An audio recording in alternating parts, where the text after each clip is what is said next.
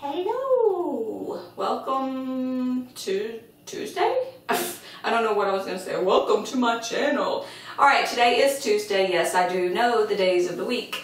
And Tuesday is the day that I talk about homeschooling, and I post like a homeschooling type video or a learning activity or something to that nature. And today I'm going to be doing a little Q&A homeschool version because I did get quite a few questions on the last video, which the last video was last Tuesday, and I did a couple of busy bag activities for the preschoolers. And if you happen to miss the video, I'm going to leave a link down below. Check it out.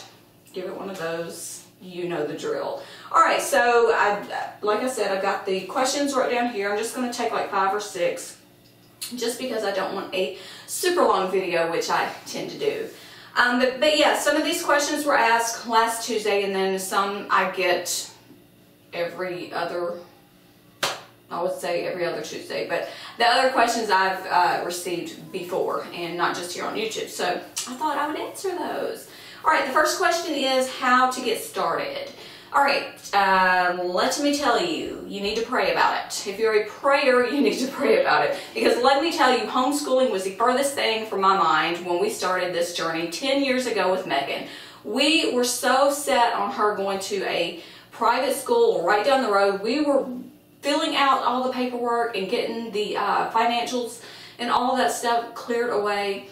And something just kept telling me, homeschooling, homeschooling, homeschooling. It was like this little bubble, and I was trying to burst this bubble. I was like, homeschooling, I'm not going to do that. Yeah, so I ended up praying about that, and you know what, here we are 10 years later, and I'm now homeschooling 4 kids. So it works for our family. Now it's not going to work for every family, and I totally understand that. So you need to determine if this is really what you want to do, because I'm going to be honest with you, some days are just going to be better than others. It's trying some days, and I am one of those people that have little patience, but yeah, so you really need to think about it. You do your research. I'm going to give you a link down below to a site where you can go. What is it called? It's hslda.org, and when you pull it up, there is a little map of the United States of America, and if you click on your state, click on your state, it will bring up all the laws and laws, organizations you can join or check out. If there's any cases going on with the court in your area. But yeah, you definitely need to check into the laws because each state is different. Some are pretty relaxed. We actually live in a state that is relaxed. We are in Mississippi.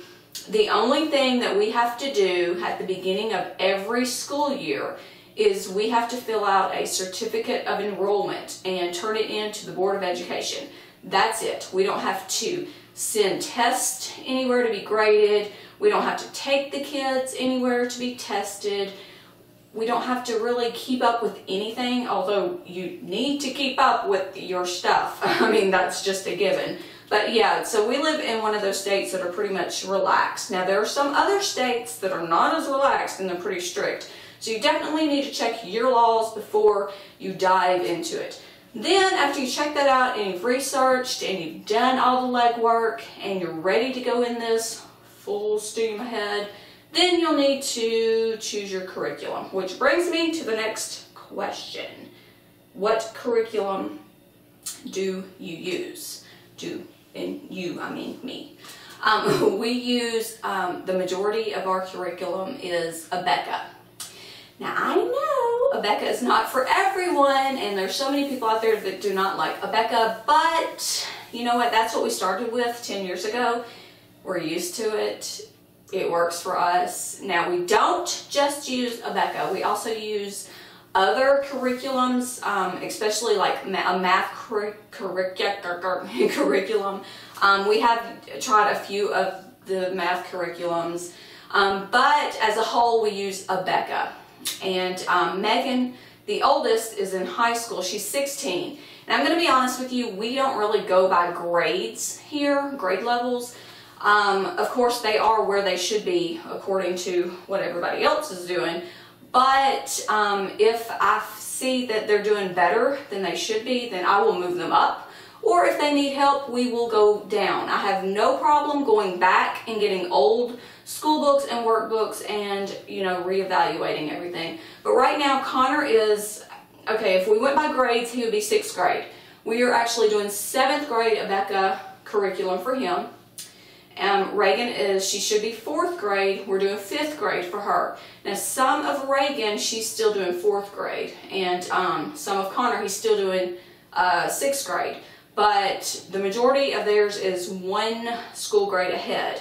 Megan is, she's actually doing the video courses through Abeka, which we pay them a monthly fee. They send her all the school books, and I get all the teacher's editions, and she also gets videos. And she watches the videos, and the videos is pretty much a teacher in a classroom setting teaching the lesson, and they actually give homework and all that good stuff. So she does the video courses, and there are some things that we have to send into Abeka to be graded, like some of the bigger tests and everything. So yeah, we do Abeka, and I also get things online. I mean, there's so many different resources online that you can get for homeschoolers. You don't have to use a curriculum. You can pretty much make your own, especially for like Kennedy preschool. I make that up, you know. But yeah, so as a whole, it would be Abeka, but we don't stick to just one curriculum. All right, who grades your kids' work? I do. Like I said, our state is pretty relaxed. We don't have to send it in. Now, if you do the online classes with Abeka, you will have to send in, and they will grade some of it, but I grade the work. Will you do a homeschool room tour? And yes, I will, but it will be like a couple of months because we're in the process of moving.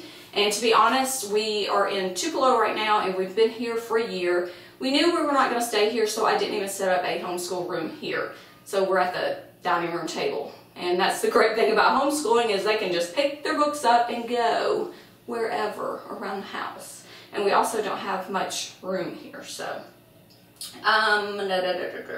What about, here's my favorite question, and I know a lot of you homeschooling families will understand, and you're probably like, what about the social aspect? How do the kids get to know other kids? Okay, I get this question a lot. I don't really know what everyone thinks of homeschoolers. We're not living like in a cave in the middle of nowhere, and we're not like staying in a bubble. I mean, it's not like that. Homeschooling, maybe we need to be, right? Homeschooling is pretty common now. I remember when I was growing up, no one really homeschooled. And when you did come across someone that was a homeschooler, it was like weird. And I could see where everybody is coming from, but I'm trying to like compare or imagine what someone would think of a homeschooler. I mean, there are some kids that go to like public schools or private schools, and they're pretty sheltered. My kids are not, I don't want to say they're not sheltered, but they do socialize. They do have friends. Homeschooling, it doesn't mean you have to stay in the home and just barricade yourself, you know. There are homeschooling co-ops, groups that meet and have classes. They also do parties, proms, graduations, pretty much everything that a public school does. I mean, they do. It's just in a close-knit little, I don't know how to, I mean, it's not as big as it would be in a public school, but yeah, there are like class parties and all that stuff. I mean, I'm just trying to wrap my head around what everybody else thinks homeschooling is. But I can understand it because, like I said, if I did not homeschool, I'd probably be like, it's kind of weird. I mean, I don't know. But yes, they do socialize. They actually have friends in the neighborhood. There's co-ops. There's sports. They also have sports for homeschoolers. There's sports in the community. We go to church. I mean, they are pretty out there. I mean, I don't know how else to explain it. They have social skills. I guess that's what I'm trying to relay to you. Yeah, homeschooling is definitely more common than it used to be. So, I don't know. Do you guys know? If you homeschool, I'm sure this comes up a lot. What do you tell somebody? I mean, I don't know. But that is going to pretty much wrap up the questions that I had, because I want to make this short and simple, and I want to do a one take for once and not have to edit. But if you have any other homeschooling questions, leave them down below and I will try to get to them. As we continue with this series on Tuesdays, I will dive more into the homeschooling questions and what have you. But I did want to answer those that commonly pop up. But yeah, that is going to be Tuesday's video, and I will see you again in another homeschooling video next Tuesday, but I'll see you here tomorrow if you want a crafty video. I have videos every day, you guys, so check them out.